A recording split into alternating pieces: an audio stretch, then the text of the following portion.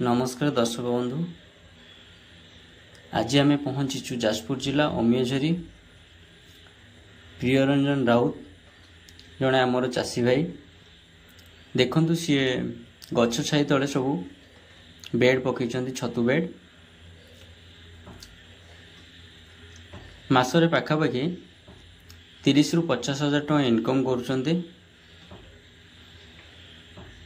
बहुत भल रोजगार से कर आपण माने चाहिए छतु चाष कर निजर परिवार भरण पोषण करें। जदि इच्छुक अच्छा आम सहित जोगाजोग करंतु।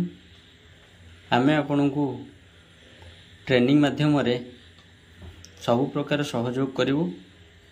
आपण माने केमती चाष रे डेवलप करेंगे, केमती छतु भल प्रोडक्शन करेंगे,